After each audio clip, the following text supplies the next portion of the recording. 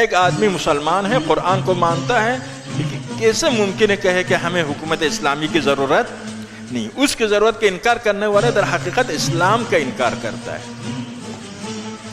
اب حکومت اسلامی کا مطلب کیا ہے؟ حکومت اسلامی کا مطلب یہ ہے کہ وہی بندگی کو، ابھی پہلے میں خود بندہ خدا تھا، ابھی معاشرے کو بندہ خدا بنانا ہے۔ پہلے میں خود الہی اقدار کو ترجیح دیتا تھا، خواہشات نفسانی پر، ابھی پورا معاشرہ الہی اقدار کو خواہشات نفسانی پر ترجیح دینا ہے۔ پہلے میں شیطان کی اطاعت کو خدا کی اطاعت پر ترجیح دیتا تھا، پیغمبر کی اطاعت پر، امام کی اطاعت پر، ابھی پورا معاشرہ پہلے میں نے کیا کیا؟ خدا کی اطاعت، پیغمبر کی اطاعت، امام کی اطاعت تو ترجیح دیتا تھا شیطان کی اطاعت پر، ابھی پورا معاشرے کو اسی کی طرف لانا، اسی کا نام حکومت اسلامی ہے۔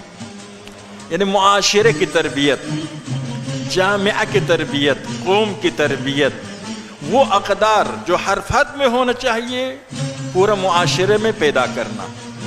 ظاہر اس کے لیے پہلا خود فرد بندہ خدا بننا پڑے گا، پھر معاشرے کو بندہ خدا بنا سکتا ہے۔ پہلا خود فرد عالم بننا پڑے گا، پھر معاشرے کو عالم بنا سکتا ہے۔ پہلا خود فرد صالح بننا پڑے گا، پھر معاشرے کو صالح بنا سکتا ہے۔ ان اللہ لا یغیر ما بقوم حتی یغیروا ما بانفسہم، جب تک آپ کے نفس میں تبدیلی نہ آ جائے قوم میں تبدیلی نہیں لا سکتا۔ ابھی ہمارے آپ کو پورا عالم اسلام کے سیاست مدار کیوں غلامی پر گزارا کرنا پڑتا ہے یا اس پر فخر کرتے ہیں؟ کیوں؟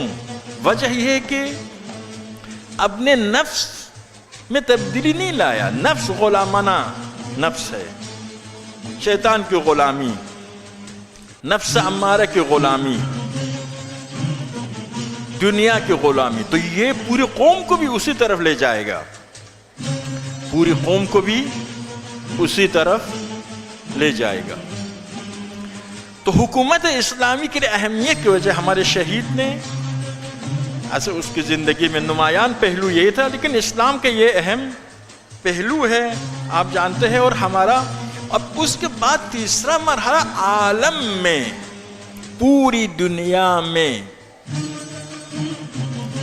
ان تین نکات کو آگے بڑھانا ہے: بندگی خدا کے سائے میں، اقدار الہی، آخرت کی ترجیح اور اطاعت الہی۔ وعد اللہ الذین آمنوا وعملوا الصالحات لَيَسْتَخْلِفَنَّهُمْ فِي الْأَرْضِ وَلَيُمَكِّنَنَّ لَهُمْ دِينَهُمْ الَّذِي ارْتَضَىٰ لَهُمْ وَلَيُبَدِّلَنَّهُمْ مِنْ بَعْدِ خَوْفِهِمْ أَمْنًا۔ جب امام آئیں گے، خدا نے وعدہ کیا ہے کس کو؟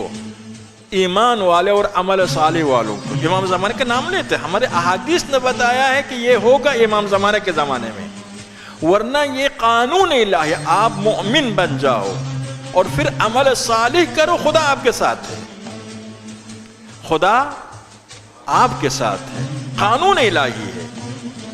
ہمارے روایت نے کہا پوری دنیا میں امام زمانے کے زمانے میں یہ عملی ہوگا، اس میں زمین کے وارث بنیں گے، خلیفہ خدا بنیں گے زمین پر، خلافت ان کے پاس ہوگی، بندگی خدا ہوگی، یؤمنون بی ولا یشرکون، کوئی شرک نہیں رہے گا، وَلَيُمَكِّنَنَّ لَهُمْ دِينَهُمْ، دین کی حکومت ہوگی، الَّذِي ارْتَضَىٰ لَهُمْ، وہ دین جو پسندیدہ ہے ان کے لیے، خدا نے ان کے لیے پسند کیا۔ غدیر کے دن یہی فرمایا نا، وَرَضِيتُ لَكُمُ الْإِسْلَامَ دِينًا۔ تو تیسری ذمہ داری اپنے نفس کے اصلاح، اپنے معاشرے کے اصلاح کے بعد، حکومت اسلامی بنانے کے بعد پوری دنیا کی اصلاح کرنا ہے، اور اصلاح کا بہترین ذریعہ حکومت الناس علی دین ملوکہم، اپنی دنیا میں جو کچھ ہو رہا ہے حکمرانوں کی طرف سے ہو رہا ہے، حکمرانوں کی وجہ سے ہو رہا ہے۔ ایک ٹرم آیا ہے، دیکھو دنیا کو آگ لگا رہا ہے، تو آپ دیکھتے ہیں کہ یہ تیسرا مرحلہ خود امام خمینی نے کا یہی صفت تھی، پہلا اپنا اصلاح کیا، پھر اپنے ملک میں انقلاب لایا، اور امام کہتے تھے کہ پھر ہم پوری دنیا میں پیغام انقلاب پہنچائیں گے اور دنیا کو آمادہ کریں گے امام کے ظہور کے لیے۔ یہ تینوں ہمارا شرعی واجب ہے، شرعی واجب ہے پوری دنیا کا اصلاح کرنا۔ لیکن روایات شیعہ سنی بلکہ تمام ادیان نے کہا ہے کہ یہ آخری منجی مہدی موعود کر سکیں گے، لیکن جتنا کر سکتے ہیں یہ ہماری ذمہ داری ہے۔ آپ ایک آدمی کو بنا سکتے، ایک کو بنانا، ایک کی فکر کو کفر کی نسبت میں مشکوک بنا سکتے، بناؤ، مشکوک بنا سکتے، کفر کی ثقافت کی نسبت میں مشکوک بنا سکتے، کفر کی ثقافت کے ایک واقعہ کو منفور بنا سکتے۔ ابھی دیکھیے ہمارے ملک کے اندر بالکل کافرانہ ثقافتیں زندہ کرنے کی کوشش کی جا رہی ہے۔